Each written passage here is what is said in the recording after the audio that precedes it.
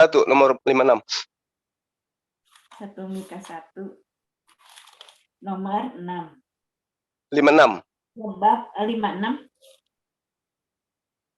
1 Mika 1 udah cuma sampai 13 ya. 1 Mika. Oh, Ibu enggak punya kitabnya Mikabe ya? Mika. Kitab Mikabe? Oh, nggak punya. Mikabe itu apa? Nggak ngerti. Oh iya, itu kitabnya Bani Israel, itu diterangkan kitab-kitab Taurat yang ditemukan disobek-sobek dan dibakar habis.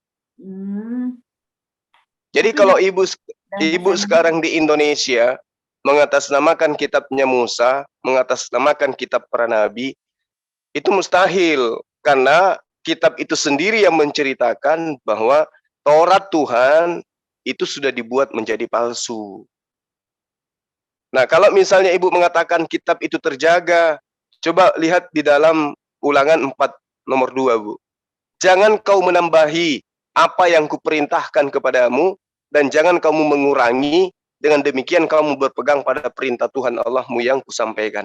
Nah, kenapa kemudian ini tertulis jangan menambahi dan jangan mengurangi? Karena ada indikasi dikurangi dan ditambahi. Makanya Al-Quran itu mengatakan dengan jelas, kenapa engkau mencampur adukkan antara yang hak dan yang batil, sementara engkau mengetahui. Al-Quran juga mengatakan begini, Bu. Bismillahirrahmanirrahim. Alam tara ilal ladina utu nasiba minal kitab yastaruna dalalah wa yuriduna an tudallus sabil. Tidakkah kamu memperhatikan orang-orang yang telah diberi bagian kitab Taurat? Mereka membeli kesesatan dan mereka menghendaki agar kamu tersesat, menyimpang dari jalan yang benar. Ini Al-Quran menerangkan 1400 tahun silam dan tidak ada perubahan sampai hari ini. Sementara kalau ibu mengatakan kitab Taurat, sementara di dalam kitab Taurat yang Anda imani sebagai kitab, di situ sangat jelas dikatakan adanya peringatan bahwa ada yang menambah dan ada yang mengurangi. Bahkan sudah ada pena palsu yang membuatnya menjadi dusta. Ya, nah, kalau ibu gimana, Bu? Ya, makanya Yesus dibenci kan sama ahli-ahli Taurat, karena Yesus tahu itu tabiatnya para ahli-ahli Taurat. Ya, sepertinya ada rubah-rubah gitu. Nah, sekarang begini, kita sepakat dengan itu. Kalau misalnya ibu memahami bahwa kitabnya nabi-nabi terdahulu itu masih murni terjaga, berarti golongan ahli kitab ini adalah orang-orang soleh, orang yang taat, orang yang kemudian menjadi muslim, orang yang berserah diri kepada aturan mainnya Tuhan. Tapi apa fakta realita? Kami muslim tidak perlu membuktikan secara mendetail. Lihat aja ibu, ketika Tuhan mengutus sosok Yesus kepada mereka, ditolak atau diterima? Hanya 11 murid yang menerima dia. Sementara ada jutaan orang Yahudi. Kalau Yesus yang datang di abad pertama aja mereka tolak mentah-mentah, bagaimana mungkin orang yang kayak begini bisa dipercayai masih menyimpan firman Tuhan? Sedangkan Yesus saja datang di tengah mereka, melakukan mujizat yang luar biasa, mereka tolak. Apalagi hanya sebuah buku, hanya sebuah loh batu. Apa artinya bagi mereka? Sementara di dalam kitab mereka sendiri dituliskan mereka adalah bangsa tegar tengkuk. Musa justru diceritakan di dalam tulisan daripada apa yang tertera di kitab Anda, di dalam kitab Ulangan. Apa kata Musa? Sedangkan aku masih hidup, kalian telah selama saya masih hidup dengan kalian, kalian sudah memperlihatkan pembangkangan kalian, tegar tengkuk kalian kepada Tuhan. Apalagi nanti setelah aku mati. Jadi jangan bermimpi kitab yang Anda pegang itu adalah firman Tuhan. Meski di dalamnya ada tertulis berfirmanlah Tuhan, berfirmanlah Tuhan. Gak akan mungkin. Faktanya Yesus datang ditolak. Ini nyata-nyata ini. Manusia yang datang membangkitkan orang mati, membuat orang lumpuh berjalan, orang buta. Kemudian melihat air dirubah menjadi anggur, burung dari tanah liat bisa hidup. Diperlihatkan tanda-tanda mujizat kepada mereka. Apakah kemudian mereka beriman kepada Yesus? Tidak. Nah, kalau Yesus aja mereka tolak, bagaimana mungkin kemudian kitab yang datang kepada Musa, Nabi Musa, itu masih mereka pegang? Tidak mungkin, tidak mungkin. Yesus saja mereka tolak kok. Apalagi ajaran Nabi Musa yang sudah 1700 tahun yang silam. Makanya Yesus mengatakan ketika dia datang, jika Abraham adalah bapakmu, maka engkau akan menerima aku. Ya, makanya Yesus mengatakan demikian. Tapi faktanya kan Yesus ditolak, bahkan berujung kepada ancaman kematian. Nah, karena itulah kemudian Al-Quran datang meluruskan kemudian apa yang terjadi pada masa lampau. Hanya saja Al-Quran itu bukan kitab sejarah. Kalau bukan kitab sejarah, berarti dia tidak menceritakan dari awal, pertengahan, dan akhir, serta kesimpulan. Kenapa bukan kitab sejarah? Karena Al-Quran itu merangkum semuanya, disebabkan karena Al-Quran itu adalah pedoman akhir dari segala perjanjian yang Tuhan berikan kepada seluruh manusia. Coba kita lihat di dalam Asy-Syura, Bu. Surah Asy-Syura ayat 52. Apa yang diterangkan kemudian Allah di dalamnya terhadap kita sebagai umat manusia. Wa kadzalika auhayna ilaika ruhan. Dan demikianlah kami wahyukan kepadamu Muhammad ruh. Ruh yang dimaksud di sini adalah Al-Qur'an. Ya. Amrina, dari perintah kami. Jadi Al-Qur'an itu berasal dari perintah Allah. Lalu kemudian Allah mengatakan, ma kunta tadri mal kitabu walal imanu walakin ja'alnahu nurah nahdi bih man nasya' min ibadina. Tuhan mengatakan, wahai Muhammad, sebelum aku wahyukan Al-Quran, engkau tidak pernah belajar Taurat, engkau tidak pernah belajar Injil, engkau tidak pernah tahu apa itu Zabur, engkau tidak pernah mengenal dan mendengarkan nama Musa, nama Abraham, nama Ismail, nama Ishak, nama Yakub, nama Isa sekalipun. Kamu nggak pernah mendengarkan nama-nama itu. Kamu nggak pernah tahu apa itu iman. Kamu nggak ngerti apa itu Alkitab. Lalu kemudian kami jadikan engkau ya sebagai nabi sebagai Rasulullah wa khatam nabiyyin, sebagai utusanku dan juga sebagai penutup para nabiku, dan aku jadikan Al-Qur'an ini sebagai cahaya. Dengan Al-Qur'an ini pula kami memberi petunjuk kepada manusia. Lalu Allah mengatakan, wa innaka latahdi ila siratal mustaqim, dan sungguh engkau Muhammad adalah benar-benar pembimbing seluruh manusia kepada jalan yang lurus. Jadi final akhir itu adalah Al-Qur'an, Bu. Nggak bisa lagi kita kemudian menoleh ke kitab-kitab yang kemarin. Kenapa? Karena realita yang ada, Ibu, jangan terlalu jauh kita berpikir. Realita yang ada. Umat Islam ketika Ibu tanya, wahai umat Islam, konon ceritanya kitabmu itu adalah ori. Tunjukkan mana kitab yang datang kepada baginda Rasul Muhammad SAW. Ibu boleh minta jutaan tahfiz akan menunjukkan itu kepada Ibu. Nah sekarang kalau kita tanya kepada orang-orang Kristen, Saksi Yehova, Advent, apalagi Katolik, apalagi Kristen, dan semua sekte yang ada di Kristen itu, minta dia tunjukkan kitabnya Nabi Musa. Mereka tidak akan mampu. Minta tunjukkan kitabnya Yesus, Injil yang datang pada Yesus. Mereka akan mengatakan, Yesuslah itu Injilnya. Itu jawaban kepepet. Kenapa? Karena mereka tidak punya kitab atau kumpulan firman yang Yesus ajarkan kepada Bani Israel. Nah sekarang kalau tanya Al-Quran, dari sejak Rasul Muhammad SAW menerima perintah, Iqra bismi rabbikal ladzi khalaq, khalaqal insana min 'alaq, maka semua sahabatnya melafalkan, menghafalkan, menuliskan, dan menyampaikan lisan yang sama. Bang Juma, tadi surat di mana yang Muhammad tidak mengerti Isa, tidak mengerti Musa, itu tadi surat apa? Asy-Syura ayat 52, Bu. Surat. Ya, jadi baginda Rasulullah SAW itu tidak tahu menahu dia. Tidak ngerti apa itu Taurat, apa itu iman, apa itu Al-Quran, tidak ngerti dia. Tapi seketika kemudian dia ditunjuk oleh Allah Subhanahu wa Ta'ala. Jadi kalau Ibu mengatakan saya masih menggunakan ini, saya masih menggunakan itu, Ibu, saya bukan mengatakan Ibu keliru, enggak. Karena Ibu dalam proses pencarian. Ibu sedang mencari jati diri.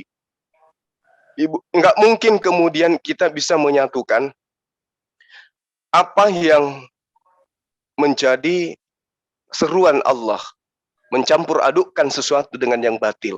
Kalau Ibu mengatakan saya suka, di situ banyak petunjuk, tentang bisnis, tentang keuangan. Al-Quran jauh lebih terperinci itu, Bu. Hanya saja ibu belum menemukan guru yang tepat untuk ngajarin ibu. Rasul Muhammad SAW diperintahkan oleh Allah untuk mengatakan kepada seluruh umat manusia, "Qul," katakan kepada mereka, wahai Muhammad, "in kuntum tuhibbunallah," jika engkau mencintai pencipta langit dan bumi, jika engkau menghormati, jika engkau menundukkan dirimu kepada pencipta langit dan bumi, cinta kepada dia, kata Allah, "fattabi'uni," maka serulah kepada mereka, wahai Muhammad, untuk ikut kepadamu. Yuhibbukumullah, maka mereka yang ikut kepadamu, niscaya Allah akan mencintai mereka. Allah akan mencintai mereka. Ketika mereka ikut kepadamu, maka Allah pencipta langit dan bumi ini yang mengutus Abraham, Ishak, Yakub, Daud, Salomo, Musa, Yesus akan mencintai engkau. Wa yaghfir lakum, dan Allah akan mengampuni segala dosa-dosamu. Zunubakum. Ini yang dikatakan oleh Allah. Dia akan mengampuni segala dosa-dosamu. Wallahu, dan sungguh-sungguh Allah itu Ghafurun, ya, Maha Pengampun, Rahim, lagi Maha Penyayang. Jadi kesimpulan terakhir itu di situ, Ibu. Apapun kemudian kesusahan yang Anda dapatkan dalam kehidupan Ibu, Al-Quran menerangkan, "Dzalikal kitabul la raiba fihi hudan." Al-Quran itu petunjuk bagi orang yang beriman. Kalau Ibu beriman, maka jadikan Al-Quran sebagai pedoman. Jangan mendua. Jangan menjadi orang yang bingung. Karena kenapa? Ibu mengimani saksi Yehova karena mengajarkan tauhid, Al-Quran mengajarkan tauhid. Ibu masuk ke dalam, ibu memahami apa? Ibu suka saksi Yehova karena di situ ada ajaran-ajaran tentang kebaikan-kebaikan. Ibu masuk ke dalam ilmu usul fiqh. Di usul fiqh, semua kemaslahatan kehidupan kita itu diatur sedemikian rupa. Maka karena itulah Allah menerangkan pada baginda Rasulullah SAW, "Qul," katakan kepada manusia, wahai Muhammad, "in kuntum tuhibbunallah," jika mereka itu cinta kepada Allah, jika engkau cinta kepada Allah, "fattabi'uni," maka ikutlah kepada aku, "yuhibbukumullah wa yaghfir lakum dzunubakum," maka pencipta langit dan bumi akan mencintaimu, akan menjagamu, akan menjamumu sebagai hambanya yang soleh, dan juga akan mengampuni segala dosa-dosamu yang lalu-lalu. Wallahu ghafurur rahim, karena sesungguhnya Allah Maha Pengampun lagi Maha Penyayang. Jadi, tapi kalau ibu masih menduakan Allah, begitu ibu meninggal, ibu akan diperhadapkan dengan kebingungan. Anda Muslim atau Anda ini siapa gitu? Jadi sekali menjadi Muslim, menjadilah Muslim yang kafah. Jangan kemudian menisbahkan iman kepada kitab yang nggak jelas asal usulnya. Tadi Adinda Suhaib mencoba untuk mengorek. Apakah ibu bisa kemudian memahami bahwa di dalam literasi kitabnya orang saksi-saksi Yehova itu hanya menyisahkan terjemahan demi terjemahan. Kalau Anda mengatakan bukan dari lai, lalu dari mana mereka mendapatkan terjemahan? Dari salinan yang mana? Sementara tokoh-tokoh besar Kristen mengatakan salinan-salinan kitab mereka itu ada jutaan. Bahkan kemarin kita lihat orang yang paling gagah menghujat Islam. Siapa tuh? Sopiatul. Apa yang diterangkan ketika diminta tentang kitab Markus? Tolong tunjukkan kepada kita mana yang benar, mana yang tidak, mana yang salah, mana yang penambahan, mana pengurangan, apa yang dikatakan. Aku cari dulu. Berani dia tampil di medan perang, menghujat Islam, tapi dia kosong rompong tentang kitabnya sendiri. Aku cari dulu katanya. Coba tanya Islam tentang kitabnya. Apa yang ditanya tentang kitabnya? Dibabat habis. Kenapa? Karena itu adalah wahyu. Itu adalah ilham. Tidak mungkin seorang yang hidup di zaman jahiliyah, jauh dari zaman kenabian, tidak ada padanya diutus nabi, tidak ada padanya kitab, dia tidak berpendidikan, hidup di tengah-tengah bangsa yang bengis, bangsa yang beringas, bangsa yang jahiliyah, mampu kemudian menjadi cahaya di atas muka bumi, membawa Al-Quranul Karim sebagaimana yang diterangkan dalam surah Asy-Syura yang saya bacakan tadi pada Ibu. Asy-Syura cuma di saya cuma sampai 51. Asy-Syura ayat 52. Di sini cuma sampai 51. Itu surah apa yang Ibu baca? Coba. 52 itu Ajukruk atau Ajukruk. Ya, ada Asy-Syura. Al-Quran nggak mungkin keliru, Bu. Wa katsalika auhayna ilaika ruhan. Jadi ruh. Maka ketika Yesus di dalam pemberitaan penulis-penulis kitab Anda yang saya katakan sebagai wartawan menuliskan bahwa Yesus minta kepada Tuhan pencipta langit dan bumi yang mengutus dirinya bahwa Tuhan akan mengirim roh setelah ia pergi. Adalah benar jika aku pergi, sebab roh itu tidak akan datang kalau aku tidak pergi. Roh yang dimaksud itu adalah Al-Quranul Karim, yang akan menemani, membimbing manusia sampai selama-lamanya. Kenapa baginda Rasul Muhammad SAW dikatakan roh pada masa itu? Karena dia memang belum ada, masih dalam alam roh, maka dikatakan roh. Dan juga pada saat dia datang, yang datang kepadanya juga roh. Itulah yang kami sebut dengan Roh Kudus. Pengajarannya kemudian adalah hukum-hukum yang diperintahkan oleh Allah untuk ditegakkan kepada bangsa-bangsa. Sekarang gini, Bu. Ada teman-teman Kristen yang mengatakan bahwa roh yang dimaksud itu adalah yang datang kepada penulis-penulis Bible. Coba kita lihat. Apakah betul seorang penolong lain setelah Nabi Isa, Yesus terangkat, itu ada Lukas, Markus, Paulus, dan in the gang? Apakah betul begitu? Alasan mereka akan mengatakan, oh tidak, bukan begitu semua. Yang benar adalah Roh Kudus membimbing mereka dalam menulis. Nah, kalau Roh Kudus yang membimbing mereka dalam menulis, kenapa kitabnya dia kalah berjuta kali dibandingkan keotentikan Al-Quran? Al-Quran diwahyukan hanya kepada satu manusia saja, Rasulullah Muhammad SAW. Mereka ada 5, bahkan 6, bahkan jutaan saksi. Tapi apa yang kita lihat? Buka kitabnya. Ada kesamaan, ada kontradiksi, atau yang ada adalah narasi-narasi yang dibangun berdasarkan hasil penyelidikan masing-masing. Kalau di Al-Quran tidak, Ibu. Ketika Al-Quran diwahyukan kepada baginda Rasul Muhammad SAW, apa yang diterangkan? Wa kadzalika auhayna ilaika ruhan min amrina. Lalu kemudian Abu Bakar menerima itu. Apa yang diterangkan Abu Bakar kepada sahabat yang lain? Wa kadzalika auhayna ilaika ruhan min amrina. Diterima lagi sama sahabat yang lain. Begitu juga. Wa kadzalika auhayna ilaika ruhan min amrina. Diterima lagi istri-istri mereka. Sama dalilnya. Wa kadzalika auhayna ilaika ruhan min amrina. Diterima anak cucu mereka. Juga sama bunyinya. Wa kadzalika auhayna ilaika ruhan min amrina.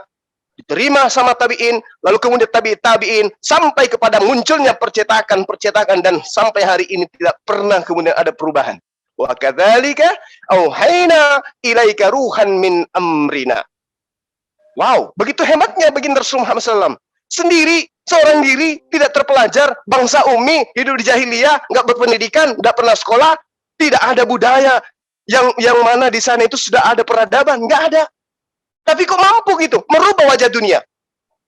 Apa buktinya merubah wajah dunia? Mekah Al-Mukarram, Madinah sekarang menjadi kota terbesar di antara seluruh kota yang ada di atas muka bumi. Kalah mereka yang mengaku sebagai anak-anak Tuhan. Kalah mereka, Bu. Dari padang pasir, padang gurun yang tandus begitu, dengan adanya cahaya Islam menjadikan kota yang tadinya mati, kota yang tadinya tidak dianggap, menjadi pilar di atas muka bumi ini. Itu tidak bisa kita pungkiri. Dikatakan di dalam Yesaya, segala domba, segala hewan, segala binatang akan datang terhimpun kepadamu. Kota-kota besar ya akan menyeru namamu. Desa-desa, gunung-gunung akan berseru tentangmu. Kemudian emas, timah, tembaga akan dialihkan kepadamu. Hari ini hanya bisa digenapi oleh Mekah, kota kudus. Tidak ada di kota lain. Nah, itulah kemudian ketika ibu masih ada dalam kebingungan, saya masih di Saksi Yehova, saya masih di sini. Saya katakan sangat disayangkan ibu. Ibu sudah masuk kakinya dua-duanya ke dalam jannah, tapi sesekali ibu masih keluar ke neraka.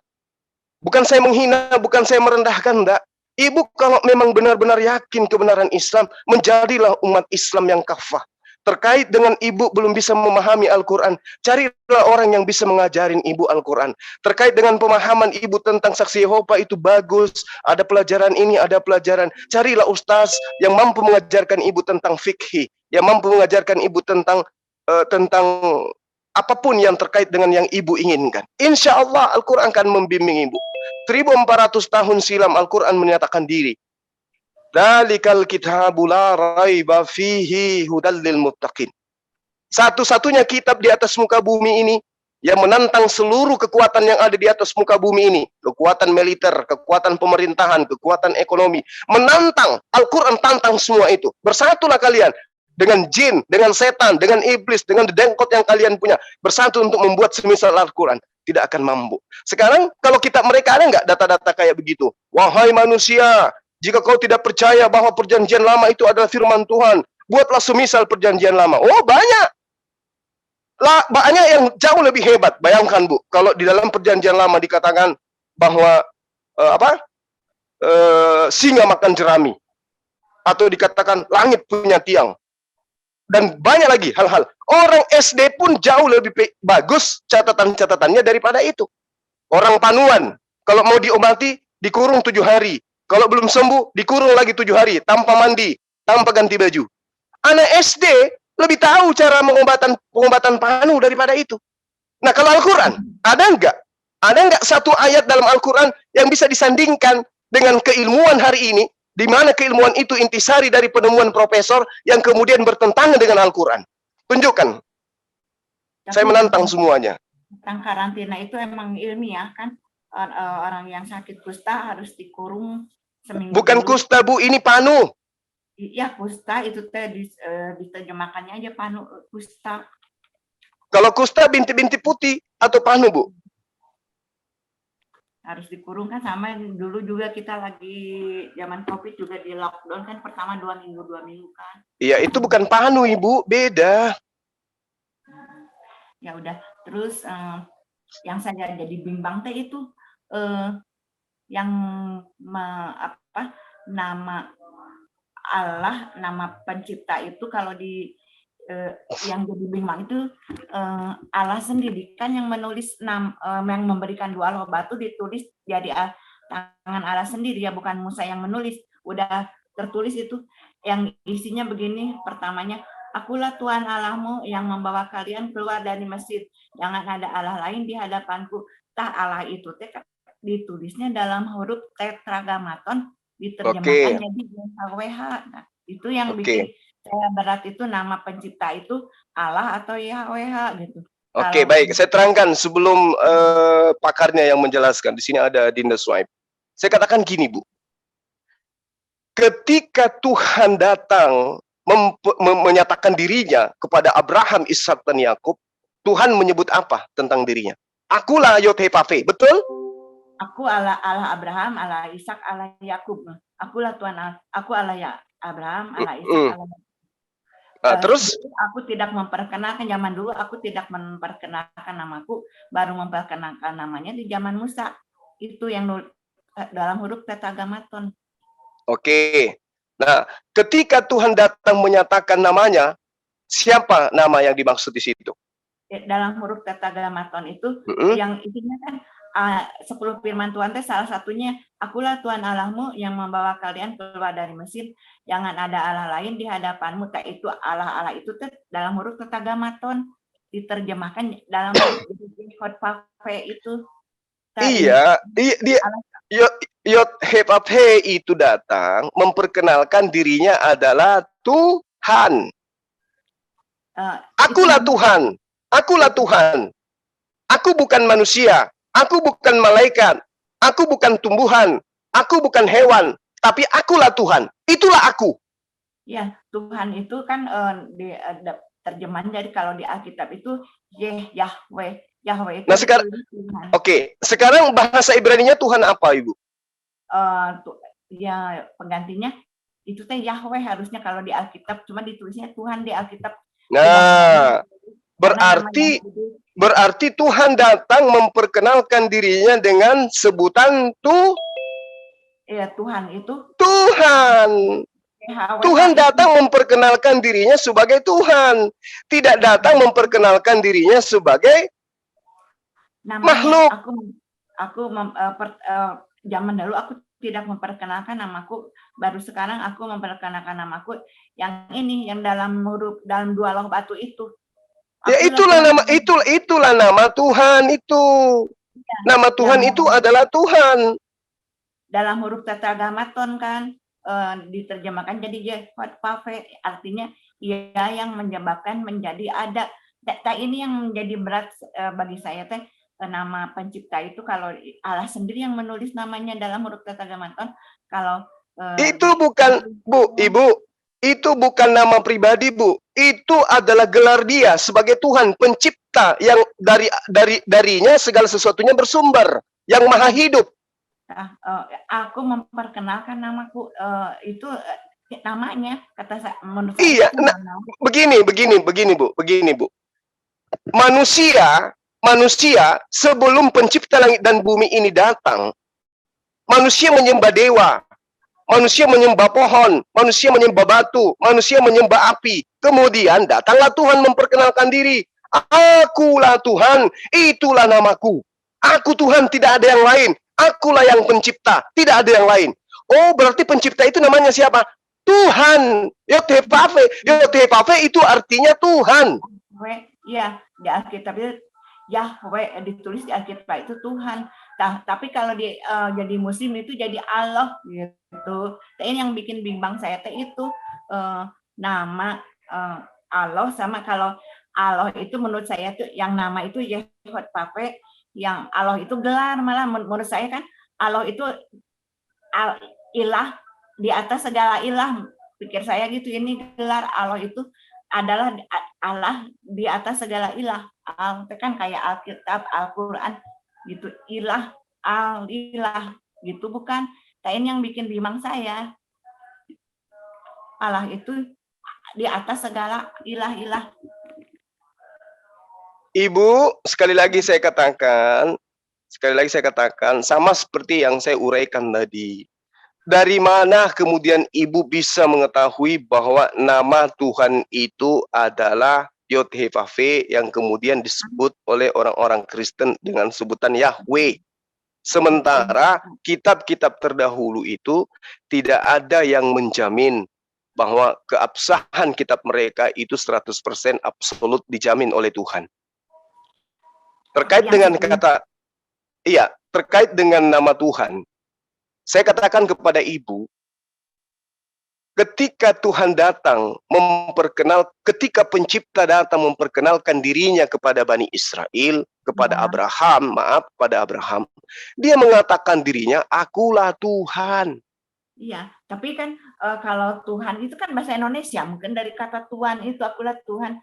Iya, maksudnya gini Bu, ketika Tuhan datang kepada kepada Abraham, akulah Tuhan, namaku adalah akulah Tuhan, tulisnya sih akulah Tuhan Allah Abraham, Allahnya Ishak, ilah, di situ ilah Bu, bukan Allah tapi ilah. Ilah Abraham, ilah Ishak, ilah Yakub, atau Elah dalam bahasa mereka.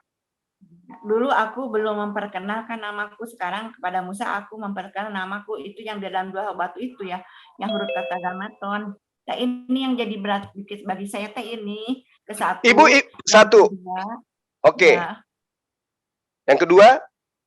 Yang kedua itu kalau di Islam, di Al-Quran itu Isa itu kan diserupakan, nggak disalib. Yang bikin berat bagi saya ini sudah banyak dinubuatnya, itu di Mazmur juga dinubuatkan dari lahir, penderitaan sampai mati, bangkit kembali, tanah tidak membuat tubuhnya hancur juga udah dinubuatkan. Oke. Kedua, nah ini yang jadi berat saya terus yang bikin Isa itu diciptakan dari kalimat cipta, bukan dari benih laki-laki turunan Adam. Jadi Isa itu tidak mewarisi kematian yang akibat dosa Adam. Jadi hanya Isa yang layak menebus kesempurnaan yang Adam hilangkan. Adam itu udah kehilangan kesempurnaannya akibat dosa, lebih menuruti perkataan iblis daripada perkataan Allah gitu. Jadi kamu kalau makan buah ini pada hari ini juga kamu akan mati. Nah, yang ditebus Yesus itu. Nah, ini yang membuat masuk akal ini. Oke. Siapa yang mengakibatkan manusia keturunan Adam berdosa? Ya. Menurut Ibu? Adam lebih menuruti perkataan si iblis daripada perkataan Allah. Oke. Nah, sekarang siapa yang menyebabkan anak keturunan Adam itu menanggung dosa? Siapa? Ya, karena sudah berdosa Adam. Iya, siapa yang menyebabkan keturunan Adam itu membawa dosa? Upah dosa adalah maut. Udah ditulis upah dosa adalah maut. Kamu kalau makan buah ini pada hari ini juga kamu akan mati, karena Adam memakan buah itu. Jadi Adam cuma umur 930 tahun. Oke. Pertanyaan saya, Ibu, siapa yang menyebabkan kemudian Adam dan keturunannya menanggung dosa? ya Adam salah sendiri, mungkin Adam lebih menuruti perkataan si iblis daripada Nah, mendengar cerita Allah ya. oke. Nah, sekarang siapa yang menyebabkan itu? Adam atau iblis? Karena Adam melanggar ya. Rencana Allah itu Adam itu sempurna, nggak akan mati. Tapi kelak itu rencana Allah, kelak manusia sempurna akan tergenapi, udah di Wahyu. Kelak kita akan hidup sempurna, tapi yang baik-baik. Kita akan hidup kekal. Yesus udah mengatakan beberapa kali, inilah hidup yang kekal itu, yaitu mengenal Engkau satu-satunya Allah yang benar dan Yesus Kristus yang Engkau utus. Inilah rahasia hidup yang kekal. Terus di Yohanes 3 ayat 16, karena kasihnya Allah kepada dunia ini, Dia mengaruniakan anaknya yang tunggal agar semua orang yang percaya dapat memperoleh hidup yang kekal. Terus Oke, baik. Oke, Bapak, Ibu, apa perbedaan antara Ibu dengan saya terkait dengan Yesus? Ibu percaya Yesus itu sebagai apa? Tebusan, sebagai juru Tebusan. selamat. Ya, jadi Ibu percaya bahwa Tuhan bunuh diri di atas tiang salib untuk menebus dosa? Iya. Dosa siapa yang ditebus? Kesempurnaan yang ditebus itu kesempurnaan yang Adam hilangkan. Zaman Taurat Musa kan yang dikurbankan itu domba. Oke. Segala Oke. Baik. Oke, baik. Jadi ceritanya menurut Ibu, andai saja Adam tidak makan buah ilmu pengetahuan, maka keturunannya akan hidup kekal, tidak ada mengalami kematian. Ya, tidak ada sakit, hidup bahagia ini bumi seperti Firdaus. Oke, ya oke. Itu menurut Ibu berdasarkan mimbar gereja. Oke. Sekarang Yesus datang untuk menebus itu. Iya. Berarti kita sudah tidak lagi mengalami kematian. Kelak setelah hari kebangkitan kita Loh, akan tapi sudah ditebus, Bu. Yesus kita akan mengalami kematian, yang ditebus itu loh, nanti sesudah kan lucu kalau begitu. Ibu mengatakan bahwa Yesus itu datang untuk menebus. Apa yang ditebus? Kematian, karena upah dosa adalah kematian. Berarti seharusnya setelah Yesus menebus kematian itu nggak ada lagi orang mati. Yang kelak kita manusia akan hidup kekal, tapi yang baik-baik. Nah, walaupun Yesus itu tidak datang mati di atas tiang salib, nanti juga kita akan kekal, Bu. Jadi buat apa dia datang? Enggak, mungkin kurang tahu ya ini waktu kejadian Adam ada pelanggaran itu, Tuhan sendiri udah merencanakan penyelamatan. Di Kejadian 3 ayat 16, keturunan ular ini akan menggigit tumitnya, dan keturunan perempuan ini akan meremukkan kepala si ular itu. Meremukkan kepala ular itu berarti kuasa si iblis itu, yaitu maut. Berarti keturunan perempuan yang akan meremukkan ular ini adalah Yesus. Iya. Oke, berarti iblis sekarang sudah diremukkan. Kelak, tapi kelak ini. Loh, kok kelak? Gimana ceritanya kelak? Kita lagi menuju ke sana. Ini loh, kelak. Itu namanya penipuan, Ibu. Ibu mengatakan Yesus datang untuk menebus. Ya. Supaya dosa tidak ada di atas muka bumi. Supaya tidak ada kematian di atas muka bumi. COVID barusan lebih banyak Kristen yang mati.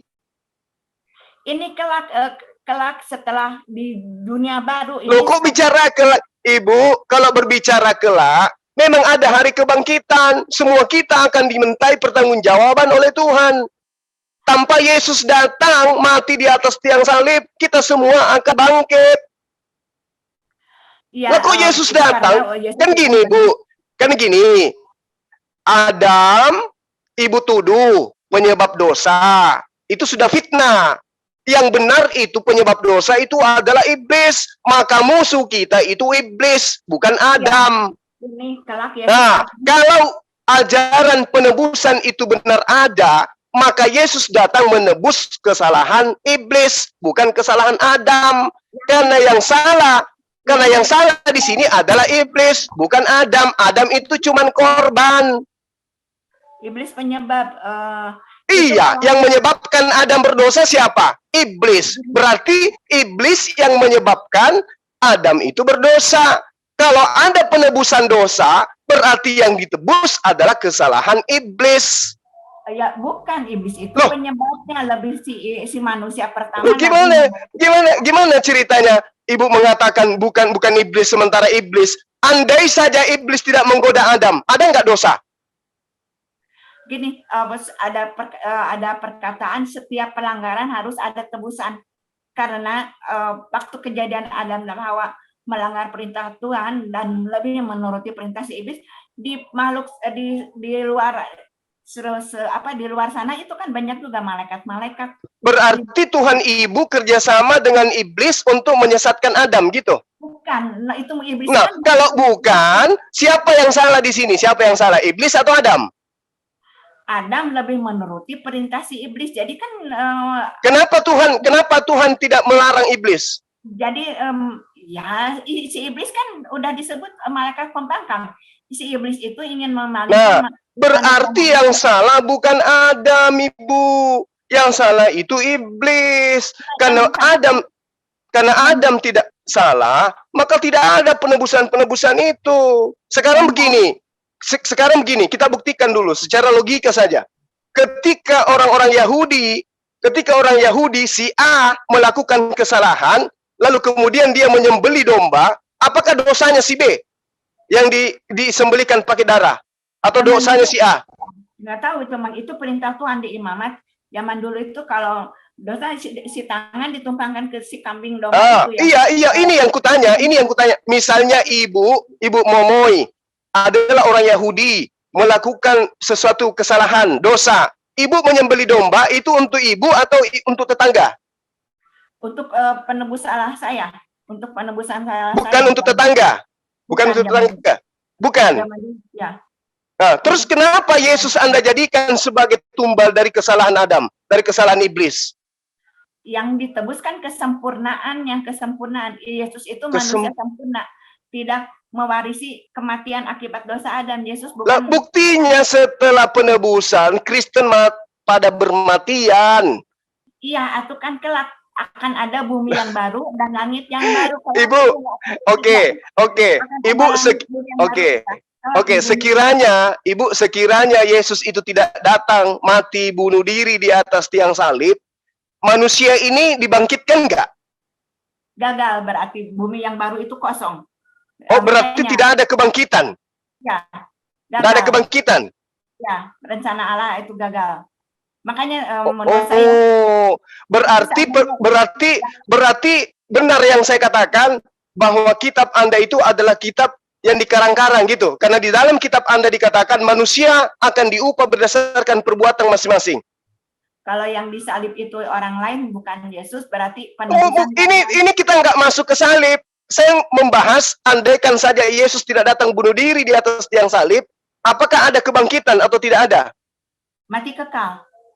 Mati kekal, tidak ada pembalasan. Kurang tahu ya mati kekal itu artinya apa. Kok kurang tahu? Katanya Ibu percaya kepada kitab Ibu sebagai firman Tuhan. Ya mungkin mati kekal itu upah dosa adalah maut ya. Nggak tahu mati kekal itu mati semua, nggak ada. Berarti bumi yang baru kosong, nggak ada umatnya. Bisa jadi begitu.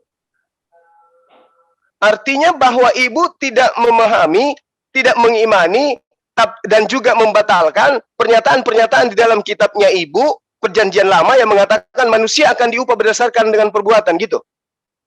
Itu kan beda ya perbuatan. Kok beda? Kok beda? Katanya kalau Yesus itu tidak mati di atas tiang salib, ya, maka manusia ini akan mati kekal. Kalau manusia mati kekal, bagaimana caranya manusia akan diupah berdasarkan dengan perbuatan, Bu? Ya mati kekal aja mungkin nggak, bumi yang baru itu kosong, nggak ada ini, nggak ada yang terus manusia yang hidup ini bagaimana caranya diupah dengan perbuatannya yang pernah ia lakukan kalau tidak ada kebangkitan? Ingat Bu, Mazmur, Ayub, Yesaya, Yeremia, Yehezkiel, semua menceritakan bahwa manusia kelak akan dibangkitkan dan kemudian menerima upah sesuai dengan perbuatan masing-masing. Ini belum ada Yesus. Yesaya mengatakan itu. Belum ada Yesus. ini sudah dinubuatkan Yesus itu kan makhluk roh di surga, diutus Allah turun ke bumi untuk menjadi manusia, dikandung, lahir. Di mana itu? Di mana pencipta langit dan bumi akan diutus ke muka bumi menjadi manusia? Di mana, Bu? Dinubuatkan kan, ini dibaca Dari dulu. mana Ibu tahu bahwa itu nubuatan bagi Tuhan untuk menjadi manusia? Siapa yang ngajarin? Ini di Injil Yohanes aja. Karena kasihnya Allah Nah, Injil Yohanes pula yang Ibu gunakan. Ada nggak di dalam kitab Perjanjian Lama yang lebih dekatlah kepada kebenaran, yang menceritakan bahwa pencipta langit dan bumi akan menjadi makhluk? Ada nggak? Tidak, itu Yesus bukan Allah ya, beda. Kalau di SSI Yesus dengan Bapa itu beda. Yesus itu utusan Allah. Yesus itu utusan Allah. Ini ada nubuatnya ya. Oh, berarti kalau Yesus itu utusan Tuhan, berarti dia murni manusia. Manusia tapi bukan turunan Adam. Manusia beda sendiri. Yesus dari kalimat cita, dari firman. Bukan turunan Adam rupanya Yesus itu. Jadi tidak mewarisi kematian akibat dosa Adam. Yesus manusia. Terus yang Ibu baca tadi di kitab Kejadian tadi itu apa? Kejadian 3 yang Ibu mengatakan keturunanmu. Nah, keturunan siapa rupanya, Bu? Keturunan perempuan ini akan meremukkan kepala itu. Kuasa perempuan ini siapa? Perempuan ini siapa di situ? Hawa. Oh, berarti Yesus itu anak keturunan Hawa. Kalau ini kan, kalau marga itu kan selalu dari benih laki-laki ya. Kalau perempuan. Iya. Sekarang saya tanya, benar Yesus itu keturunan Hawa? Benar, Bu? Ini aja, kalau Yesus itu disebutnya pokoknya dari kalimat cita. Kalau perempuan itu seumpama ladang gitu aja. Yang disebut. Maksud Ibu memahami sesuatu yang rapuh. Ibu mengatakan dalam kitab Kejadian, keturunan dari perempuan itu adalah Yesus. Ini akal-akalan penyesatan, pembodohan kepada umat manusia. Keturunan yang dimaksud di situ adalah keturunan Hawa, manusia yang beriman akan meremukkan kepala iblis. Siapapun dia. Nah, ada hubungannya dengan Yesus, Bu. Sekarang kalau Ibu mengatakan keturunan dari Hawa itu adalah Yesus, saya tanya kepada Ibu, Hawa manusia? Manusia, tapi udah anak keturunannya manusia atau bukan? Udah rencana ada dari semula. Terus mengkerucut. Rencana gimana? Di mana ada hubungannya keturunan Hawa larinya kepada Yesus? Yang dimaksud keturunan perempuan di sini adalah keturunan semua, keturunan Adam. Hawa tidak. Sudah mewarisi dosa, udah mewarisi kematian semua. Kok dosa diwarisin? Ini ajaran dari Ibu. Siapa yang ngajarin Ibu kalau dosa diwariskan? Kita semua udah mewarisi sakit, tua dan mati. Nenekmu kiper. Mohon maaf, Ibu aja. Saya kagak, nggak mau saya mewarisi dosa. Di mana itu? Coba tunjukkan kepada saya kitabnya di mana di Perjanjian Lama manusia mewarisi dosa. Hanya ada di gereja Ibu loh ini. Kejadian 2 aja, kamu kalau memakan buah ini pada hari ini juga kamu akan mati. Benar. Buah apa? Buah apa yang dimakan oleh Adam? Buah apa? Baik ya, dan Bu? Pokoknya yang dilarang. Pokoknya kurang tahu ya, buah yang dilarang sama Allah aja. Terus ini Terus kenapa kemudian kenapa keturunannya yang mendapatkan dosa warisan? Kenapa? Ngajarin siapa Ibu? Seperti cetakan, kalau cetakannya udah penyok, yang nanti kuehnya juga pasti itu asumsi. Kita ini umat beragama harus berdasarkan dalil. Minimal ada dalilnya di mana dituliskan bahwa manusia, di mana dituliskan bahwa manusia memiliki warisan, tapi warisan dosa. Di mana itu tertulis? Ini di imamat aja. Oke. Di zaman imamat berapa? Di zaman Taurat itu. Di zaman Taurat. Imamat berapa, Bu? Imamat berapa, Bu? Imamat 1, imamat 6 juga ada. Sebentar ya, imamat. Imamat 1 nomor berapa? Kalau kamu akan mempersembahkan korban, persembahkanlah korban ternak. Ibu, ini yang kita tanya tentang iman Anda yang mengatakan manusia sudah diwariskan dosa. Banyak sekali. Oke, satu aja tunjukkan ke saya. Sebentar. Imamat berapa? Santai Bu ya. Oke. Imamat 12. banyak sekali soal. Ya, silakan, enggak usah banyak, satu aja. Menurut saya juga, tapi nanti satu persatu ya, imamat. Ya. Ini nih, ini tentang seperti akikah nih ya. Imamat 1, Imamat 12 dulu. Imamat 12. Nomor berapa, Bu? Nih, imamat sudah genap hari imamat 12. Imamat 12 ayat Nomor 6. Ya, nomor 6. Nah, Ya, ini silakan. menurut saya ini semacam akikahan ya. Bila sudah genap hari-hari pentahiran, maka untuk anak laki-laki atau anak perempuan haruslah dibawanya seekor domba berumur setahun sebagai korban bakaran dan seekor anak burung merpati atau burung tekukur sebagai korban penghapus dosa. Bayi yang dibari, bayi belum punya dosa ya, sudah ada korban penghapus dosa ke kemah pertemuan. Ya banyak. Ini dilakukan juga Yesus, bayi Yesus lagi umur 8 hari kan orang tuanya membawakan burung merpati sama tekukur karena orang tuanya kurang mampu jadi tidak ada kurban domba.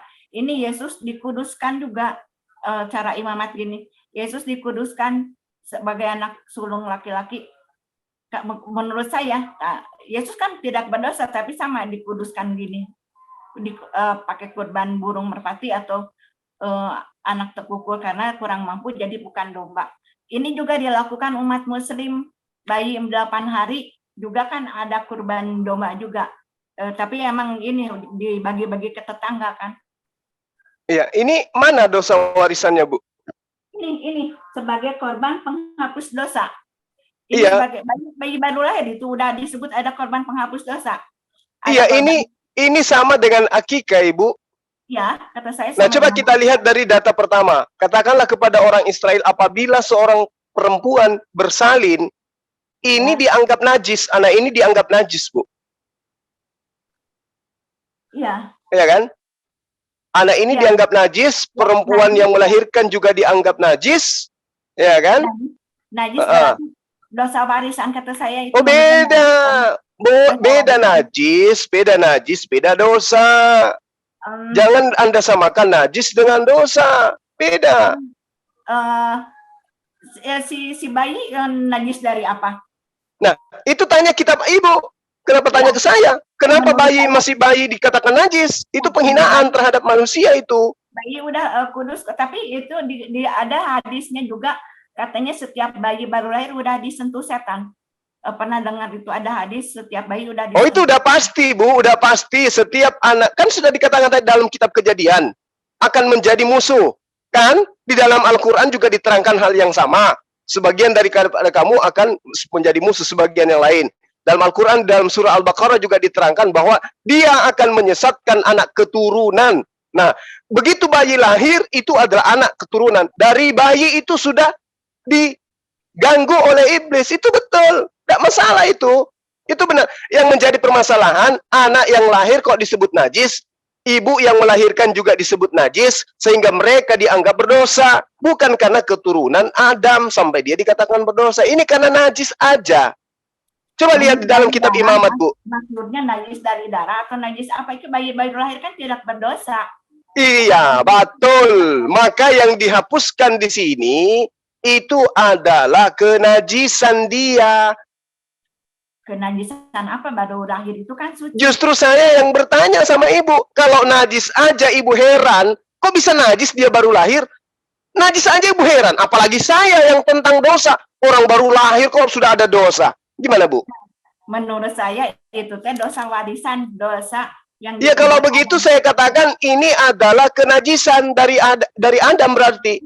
Di imamat ini, imamat Taurat ya. Di imamat. Iya, berarti kenajisan. Tuhan memanggil Musa dan berfirman kepadanya dalam kemah pertemuan, berbicara kepada orang Israel dan katakanlah kepada mereka, apabila seseorang di antaramu hendak mempersembahkan persembahan kepada Tuhan, haruslah persembahanmu yang kamu persembahkan itu dari ternak, yakni dari lembu, sapi, atau kambing, domba. Nah, ini kenapa dari ternak? Karena ternak itu kan ada darahnya. Darah itu adalah nyawa segala makhluk. Kalau di Taurat itu segala sesuatu dikuduskan itu dengan darah. diperdamaikan dengan darah.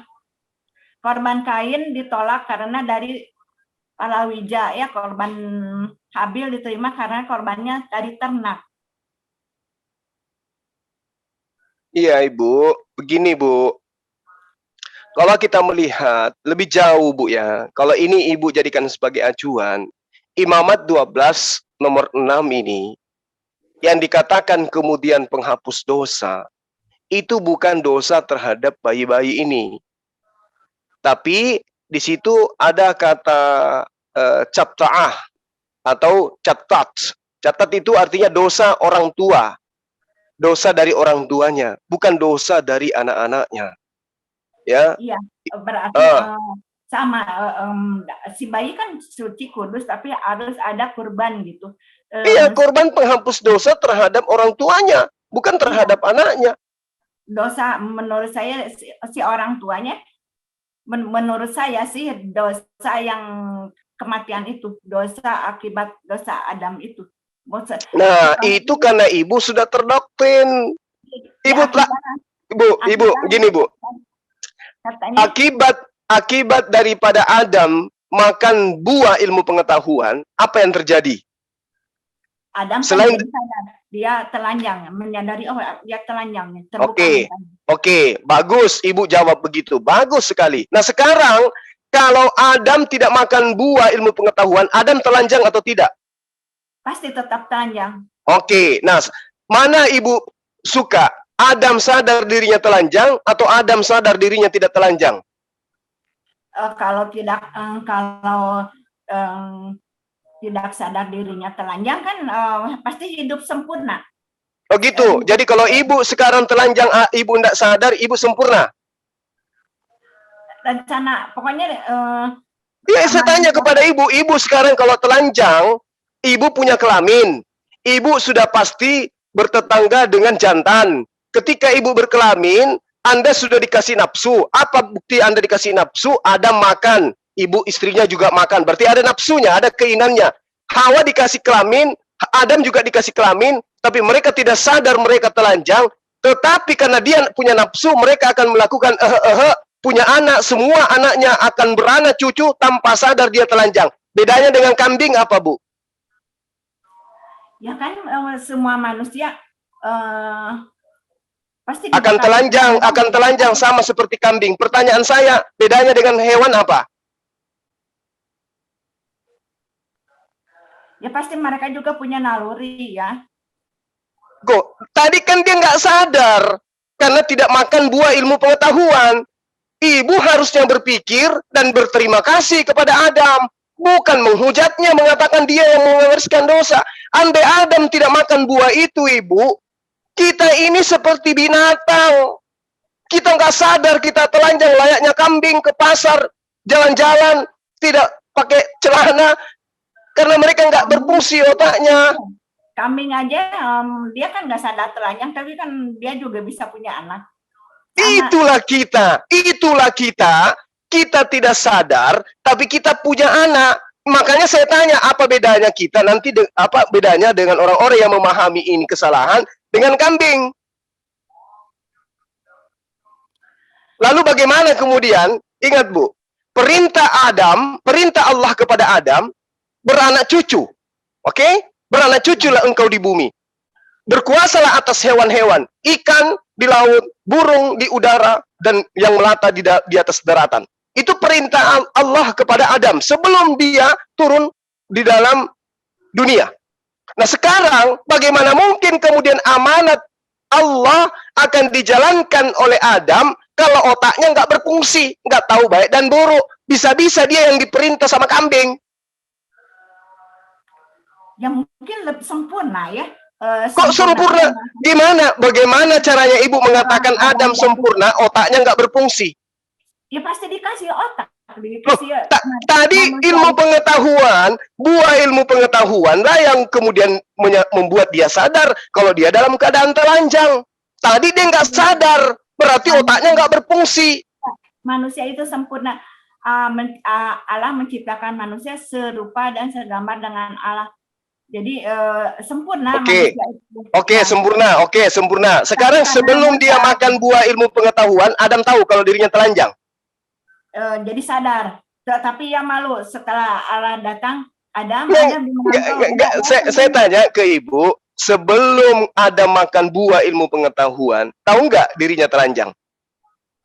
Dia nggak sadar ya? Dia nggak sadar atau dia nggak tahu? Ya nggak sadar, pokoknya nggak malu mungkin. Kalau Ya. dia nggak sadar, berarti dia pingsan. Nggak malu mungkin. Nggak malu. Tapi setelah dia ini kan datang Allah, malah bersembunyi, udah terpisah dengan Allah. Adam, di mana engkau? Akhirnya kan Allah, Adam dan Hawa bersembunyi, udah terpisah dengan Allah. Aku malu karena aku Itu telanjang. asumsi Tapi- ibu. Tapi Itu emang iya, udah Nah, Allah itu kudus. Allah itu kudus. Kalau kita kan kalau udah berdosa udah terpisah dengan Allah. Makanya Iya, oke, saya ngerti di situ. Sekarang ibu hanya gara-gara Adam makan buah ilmu pengetahuan, ibu memfitnah Adam bahwa dialah penyebab segala dosa. Sampai keturunannya yang triliunan miliaran manusia ini terbebani dengan dosa itu. Ibu nggak mau mengucapkan terima kasih kepada Adam. Akibat daripada dia makan buah, ibu bisa tahu main laptop, main HP, bisa Zoom seperti ini. Kira-kira kalau Adam nggak makan buah ilmu pengetahuan, ibu tahu Zoom? Mungkin lebih sempurna lagi ya, kita lebih sempurna lagi nggak seperti ini. Kita akan maksudnya gimana? Bagaimana bisa sempurna sedangkan ibu telanjang atau tidak telanjang saja ibu nggak tahu? Kata ibu nggak sadar. Ya bukan nggak sadar, mungkin nggak pikiran kita nggak, pokoknya pikiran kita nggak ada pikiran jahat ya, nggak ada godaan sih. Iya, nggak ada pikiran jahat karena memang nggak berpikir, nggak ada pikiran, nggak ada otak, nggak berfungsi akal. Nggak berfungsi akal. Apa buktinya? Adam dewasa, bukan bayi. Dia badannya bagus, dicipta dalam keadaan sudah dewasa, sudah matang dia. Tapi telanjang, tapi dia nggak sadar dirinya telanjang. Ini orang apa namanya? Ya pasti diberikan rasa birahi, pasti cuma murni mungkin. Iya, oke Bu, dikasih rasa birahi. Pasti dia sama Hawa. Keturunannya ada. Keturunannya pun telanjang. Kalau keturunannya telanjang, kemudian ingat Bu, pelajaran sejarah. Kita punya nenek moyang dulu, sudah dikasih akal, sudah makan buah ilmu pengetahuan, hidupnya masih berpindah-pindah. Alat yang digunakan untuk mencari nafkah itu sangat terbatas. Itu sudah dikasih akal, berfungsi akalnya. Tapi toh hari ini masih ada orang yang telanjang. Masih ada orang yang cuma menutupi kemaluannya dengan bambu. Akalnya sudah berfungsi padahal. Bagaimana sekiranya Adam tidak makan buah ilmu pengetahuan, Bu? Kita bedanya dengan kambing apa? Ini ditulis di Wahyu ini 22 ya. Ini kelak juga kita akan begitu di Wahyu 22 sama Yesaya 25. Di Wahyu 22 ini akan rencana Allah semua akan tergenapi kembali seperti sebelum Adam jatuh ke dalam dosa. Bagaimana mungkin kemudian Ibu, mohon maaf nih, saya mohon maaf sebelumnya Bu ya. Ibu melihat Adam makan buah ilmu pengetahuan. Yang ibu pikirkan di dalam benak ibu, berdasarkan iman ibu itu negatifnya saja Adam yang ibu pikirkan. Ibu nggak pikirkan positifnya. Agama ibu mengajarkan mengutuk Abraham, ajaran Islam mengajarkan memberkati Adam. Adam dikutuk oleh agama Anda karena dialah penyebab dosa, sesuai dengan kitab Roma. Ya, tapi umat Islam malah memberkati Adam karena dialah manusia pertama yang menyebabkan kita ada. Sehingga umat Islam itu mengisi kehidupannya untuk mentaati perintah Tuhannya Adam dengan tidak meninggalkan aturan mainnya. Nah, sekarang ibu mengatakan dengan makannya Adam dan istrinya, maka keturunannya menanggung dosa. Ini fitnah. Kenapa saya katakan fitnah? Di dalam Kejadian 5, ibu coba baca, Tuhan memberkati Adam dan keturunannya. kalau Adam diberkati dengan keturunannya, dari mana munculnya dosa waris sementara orang ini orang diberkati? Nggak mungkin orang diberkati menjalarkan dosa kepada keturunannya. Baca kitab. Yang ibu imani itu adalah doktrin gereja, karena menginginkan anak manusia menjadi tumbal di atas tiang salib. Kasihan ibunya. Masuk akal. Karena kenapa Yesus itu diciptakan beda sendiri. Semua manusia kan dari benih laki-laki turunan Adam. Yesus itu beda sendiri. Yesus itu sempurna, tidak mewarisi dosa. Jadi hanya Yesus yang layak menebus kesempurnaan yang Adam hilangkan. Semua nabi, semua manusia udah mewarisi kematian. Gitu. Nah ini juga ini kelak ya ini, karena sudah Yesus ditebus, rencana Allah semua manusia sempurna akan tergenapi di Wahyu. Ini lalu aku mendengar suara yang nyaring dari tahta. Dia berkata, lihatlah kemah Allah ada di tengah-tengah manusia, dan dia akan bersama-sama dengan mereka. Mereka akan menjadi umatnya. Sekarang kita dikuasai oleh si iblis ya, dunia ini. Dan dia akan itu baru benar. Iblis yang menguasai kita, bukan dosa dari Adam. Dan dia akan menghapus, ini rencana Allah semula juga begini, dan dia akan menghapus segala air mata dari mata mereka. Dan maut tidak akan ada lagi. Tidak akan ada lagi perkabungan atau ratap tangis atau duka cita, sebab Buktinya apa, Ibu? Buktinya apa? Kita mati, kita kan akan mati, itu kan akibat. Loh, jadi buat apa? Buat apa Yesus menebuskan akibat daripada dosa yang dipitnahkan kepada Adam, manusia mengalami kematian. Ditebus Ya. sama Bu, dengar Bu, sama ketika ibu masuk ke penggadaian, menggadaikan sendal ibu. Selama ibu tidak menebus sendal ibu akan selalu dimintai bunga oleh pegadaian. Tapi ketika ibu sudah kemudian melunasi utang ibu di pegadaian, nggak ada lagi bunga yang Anda ibu bayar. Nah sekarang Tuhan ibu dalam rupa manusia datang bunuh diri di atas tiang salib untuk menebus. Menebus apa? Menebus maut. Tapi Anda kok masih mati? Apa itu akibat dosa Adam ini? Tapi akhirnya kan dibangkitkan. Tapi kan sudah ditebus, Bu. Bukankah sudah ditebus? Dan ia akan menghapus segala air mata dari mata mereka. Dan faktanya masih tetangga saya baru-baru meninggal, air matanya kayak pancoran. Apa nanti kelak di bumi baru, rencana Allah semula. Itu mah dongeng. Itu penipuan. Kalau begitu Bu, nanti aja di hari kebangkitan aja baru Tuhan Ibu datang dalam rupa manusia. Ngapain sekarang?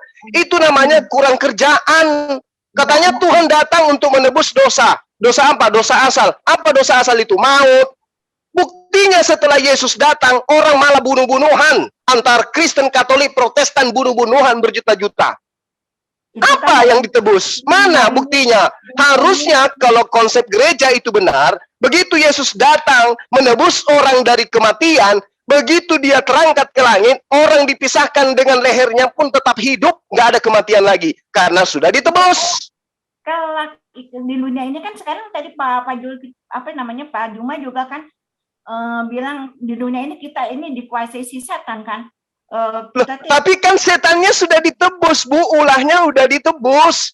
Kelak kan itu kata saya Yesus nanti kelak datang kedua kali akan membinasakan penguasa dunia ini, antikris. Antikristus yang datang nanti dibinasakan itu kalian. Ibu yang akan dibinasakan oleh Yesus. Nanti kedatangan keduanya itu yang dibinasakan itu ibu in the gang.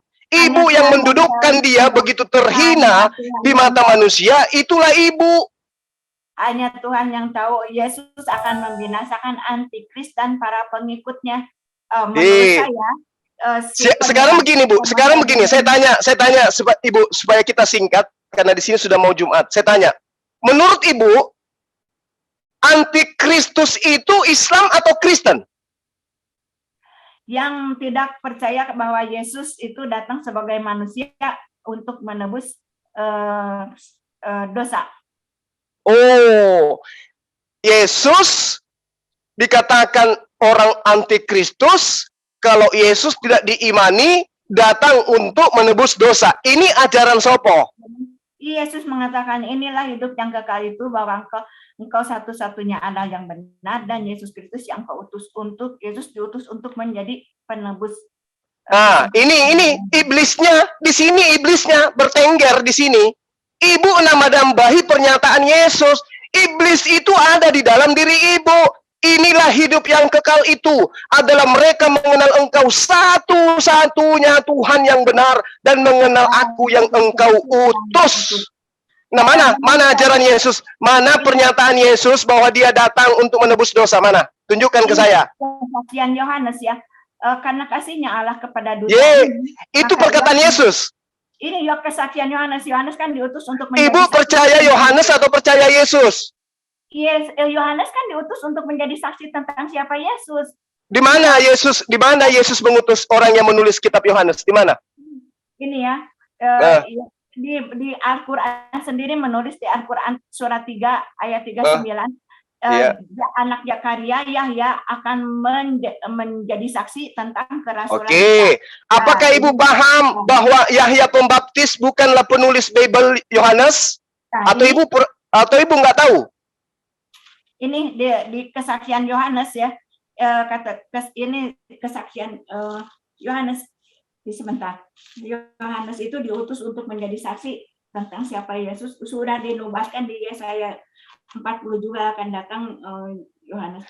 Kesaksian Yohanes. Oke. Yohanes Pembaptis bersaksi tentang Yesus. Dia adalah untuk menghapus dosa manusia. Oke. Dengan cara apa? Dengan cara apa Yesus menghapuskan dosa manusia? Yang mengorbankan kehidupannya yang sempurna sebagai tebusan. Di mana Yesus mengatakan itu? Datanglah seorang yang diutus Allah, ini buat Yohanes ya. Namanya Yohanes, ia akan datang sebagai saksi untuk memberi kesaksian tentang terang itu, supaya oleh dia semua orang menjadi percaya. Ini kesaksian Yohanes ini. Pada keesokan harinya Yohanes melihat Yesus datang kepadanya dan dia berkata, lihatlah anak domba Allah yang menghapus dosa dunia. Ini kesaksian Yohanes. Yesus itu akan menghapus dosa dunia. Yesus sempurna, tidak mewarisi kematian oleh dosa Adam. Hanya Yesus yang layak menebus kesempurnaan yang Adam hilangkan. Yesus mati bukan karena dosanya. Ini jadi di Yesaya juga tadi kan udah disebutkan di Wahyu, manusia tidak akan lagi sakit, tidak akan tua dan akan mati. Juga di Yesaya ia akan meniadakan maut untuk seterusnya dan Tuhan Allah menghapus. Tapi itu tipu-tipu kan, Bu? Itu tipu-tipu kan? Karena setelah Yesus datang, maut masih ada. Ibu, itu tipu-tipu. Tapi kelak-kelakan kita akan kelak gimana? Kelak gimana? Di kehidupan berikutnya memang sudah nggak ada kematian. Manusia cuma satu kali mati. Ya, karena udah ditebus Yesus, Nenekmu kiper. Apa pula Yesus menebus? Ibu baca Matius 8 nomor 4. Baca, buka sekarang kalau ibu punya kitab. Nebus apa pula nebus? Ibu yang berdosa, Yesus anak Maria yang Anda jadikan sebagai tebusan. Gila aja.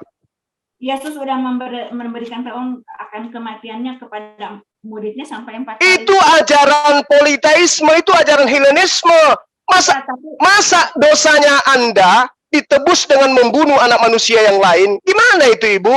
Ibu ini seorang perempuan kok bisa-bisanya menjadikan anaknya orang menjadi tumbal atas dosa Ibu? Bukan dosa saya yang dimaksud dosa manusia, dosa kesempurnaannya Adam yang ditebus itu. Bukan dosa saya, Ibu bukan manusia. Enak kali. Semua manusia. Ibu aja, saya bukan pagan. Ibu aja. Coba buka Matius 8 nomor 4. Apa yang Yesus ajarkan tentang kurban? Ya, silakan, Bu.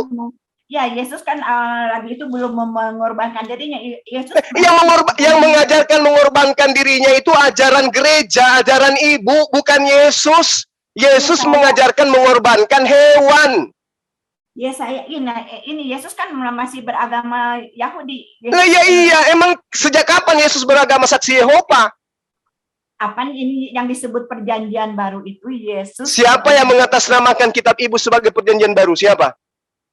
Ya, perjanjian baru itu kalau perjanjian lama dulu kan kurban. Nah, siapa yang mengatakan firman Tuhan yang datang kepada Musa itu perjanjian lama? Siapa yang ngajarin? Kitab Yeremia juga, aku akan mengadakan perjanjian baru kepada orang-orang. Apa perjanjian barunya? Lanjutkan ayatnya.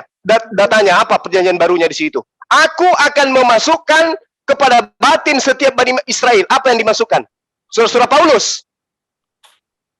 Apa yang dimasukkan ke dalam batin setiap Bani Israel sebagai perjanjian baru Tuhan? Baca, Bu, yang jujur. Ya, dalam hati mereka, aku akan menulis dalam hati mereka. Apa itu? Sebentar. Apa itu yang ditulis? Apa yang ditulis, Bu, di dalam hati mereka? Taurat, kalau masalah Taurat itu dalam hati mereka, dalam batin mereka. Adalah hukum? Hukum Taurat atau hukum perjanjian baru? Ayo, Bu. Perjanjian barunya, perjanjian baru Tuhan kepada Bani Israel, hukum Taurat atau hukum perjanjian baru? Jujur. Perjanjian baru itu zaman Taurat, itu kurbannya domba. Sekarang nah, berarti perjanjian baru Tuhan kepada Bani Israel apa? Taurat atau perjanjian Taurat yang Anda katakan perjanjian lama atau perjanjian barunya Tuhan itu justru Taurat? Jujur, Ibu, please. Itu Yesus mengorbankan. Nenekmu kiper. Yang saya tanya, Yeremia itu mengatakan dirinya sebagai perjanjian baru Tuhan kepada Bani Israel, itu adalah perjanjian Taurat atau Yesus? Jujur, Bu. Gini ya, pada waktu itu demikianlah firman Tuhan, aku akan menjadi Allah segala kaum keluarga Israel dan mereka akan menjadi umatku. Beginilah firman Tuhan, ia mendapat kasih karunia di padang gurun, yaitu bangsa yang terluput dari pedang itu. Bang Israel berjalan mencari istirahat bagi dirinya. Dari jauh Tuhan menampakkan diri kepadanya, aku mengasihi engkau dengan kasih yang kekal. Sebab itu aku akan melanjutkan kasih setiaku kepadamu. Aku akan membangun engkau kembali sehingga engkau mau dibangun. Hai anak darah Israel, engkau akan menghiasi dirimu kembali dengan rebana dan akan tampil dalam tari-tarian orang yang bersukacita. Berarti ini bukannya ini ya, tentang ini ya. Engkau akan membuat kebun anggur kembali di gunung-gunung Samaria. Dan orang-orang yang membuatnya akan memetik hasilnya pula. Sungguh akan datang harinya bahwa para penjaga akan berseru di gunung Elohim, ayo marilah kita naik ke Sion kepada Tuhan di Allah kita. Sebab beginilah firman Tuhan, bersorak-soraklah bagi Yakub dengan sukacita. Bersukarialah tentang pemimpin bangsa-bangsa. Kabarkanlah, pujilah, dan katakanlah Tuhan telah menyelamatkan umatnya, yakni sisa-sisa Israel. Sesungguhnya aku akan membawa mereka dari tanah utara dan akan mengumpulkan mereka dari ujung bumi. Ya, ini mah perjanjian barunya mungkin akan mengumpulkan bangsa Israel kembali ke negeri. Ya, jangan mungkin Bu. Dalilnya aja. Yeremia 31 nomor 33, perjanjian baruku dengan Bani Israel adalah aku akan memasukkan hukum Taurat di dalam hati mereka. Titik.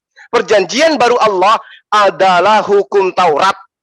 Oke, jadi jangan lagi menyebutkan kitabnya Bani Israel dengan perjanjian lama. Tolong, jangan Anda membantah firman Tuhan yang datang kepada mereka. Saya kira sementara untuk ini, Bu, di sini sudah azan, saya pamit dulu. Nanti kalau Ibu masih ada waktu, setelah saya ibadah, menyembah kepada Tuhannya Yesus, saya akan datang lagi, kita dialog lagi, Bu. Bisa, Bu? Oke, insya Allah. Oke, makasih ya, Bu ya, dengan dialog ini. Ya, baik. Teman-teman, saya pamit sementara karena sini udah azan. Salam tauhid, salam satu Tuhan. Assalamualaikum warahmatullahi wabarakatuh. Waalaikumsalam warahmatullahi wabarakatuh. Waalaikumsalam. Terima kasih Aina. Terima kasih Bu Pitmoy. Masya Allah. Baik, mungkin Ibu sebelum kita udah cukup Bu?